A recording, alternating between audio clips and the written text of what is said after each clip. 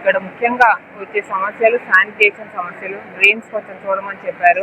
అది ఆల్రెడీ కౌడా గ్రాంట్స్కి మేము ఒక 50 lakhs వరకు కూడా ఈ 3 వార్డులకు సంబంధించి కౌడా గ్రాంట్ ద్వారా 50 lakhs మంజూరు చేశాము. దానికి కౌడా గ్రాంట్స్ నుంచి శాంక్షన్ రావాల్సింది ఉంది. టెండర్స్ కూడా కాల్ చేయవలసింది ఉంది.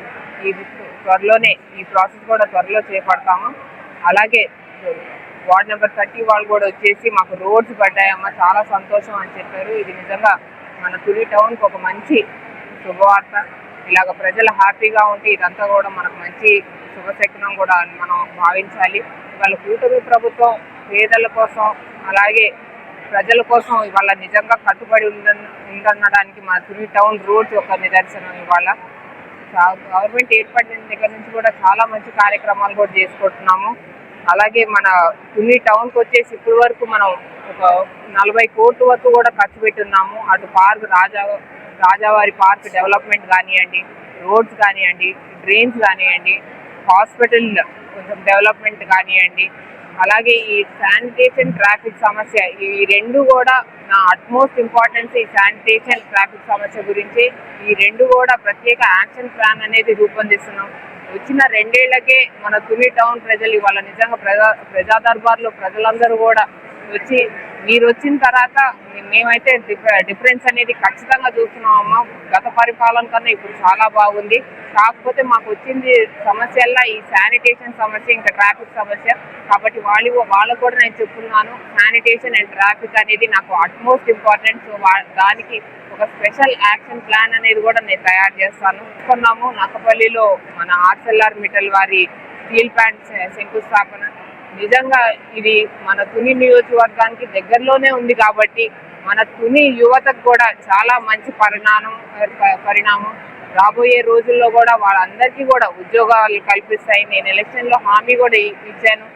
నా ప్రధాన ధ్యేయం వచ్చేసి ఆడవారి భద్రత, యువత ఉపాధి, అలాగే ఆరోగ్యం. ఈ 3 సబ్జెక్ట్స్ మీద కూడా నా ప్రత్యేక దృష్టి ఉంటుంది. కాబట్టి తుని యువతకు కూడా అక్కడ స్టీల్ ప్లాంట్లో మంచి ఉపాధి అవకాశాలు వస్తాయని నేను ఆశిస్తున్నాను. తప్పకుండా వస్తాయి. అలాగే ఈ స్టీల్ ప్లాంట్ రావడం నిజంగా మన రాష్ట్రానికే ఒక మైల్ స్టోన్ లాంటిది, మైల్ రాయి లాంటిది.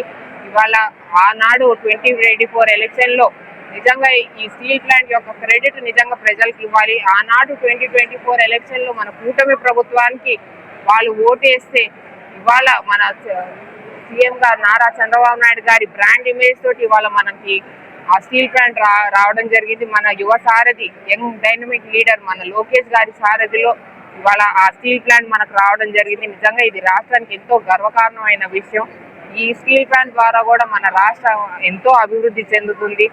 నిజంగా విజన్ 2047కి ఈ స్టీల్ ప్లాంట్ ఈ శంకుస్థాపన, ఈ విజన్ 2047కి మన రాష్ట్రం అడుగులు వేస్తుందని ఇది ఒక నిజంగా నిదర్శనం. ఇలాంటి ఎన్నో మంచి కార్యక్రమాలు ముందు వచ్చిన 2 ఏళ్లలోనే ఎన్నో ఇండస్ట్రీస్ ఇవాళ మన సీఎం గారి బ్రాండ్ ఇమేజ్ చూసి ఎన్నో ఇండస్ట్రీస్ కూడా రాష్ట్రానికి వస్తున్నాయి. యువతకు కూడా ఎన్నో ఉపాధి అవకాశాలు, ఎలక్షన్లో ఏదైతే హామీ ఇస్తున్నామో 20 లక్షల ఉద్యోగాలు కల్పన అని చెప్పేసి అందులో భాగంగా ఇవాళ స్టీల్ ప్లాంట్ ద్వారా ఇండైరెక్ట్ గా డైరెక్ట్ గా కూడా 1,00,000 ఉద్యోగాలు. అలాగే ఈ స్టీల్ ప్లాంట్ ఏర్పడటం మూలాన చుట్టుపక్కల ఒక 15 కిలోమీటర్లు కూడా ఒక ఎకో సిస్టమ్ అనేది డెవలప్ అవుతుంది. ఈ చుట్టుపక్కల మన తుని టౌన్ అనేది ఉండడం నిజంగా ఇది మన అదృష్టం.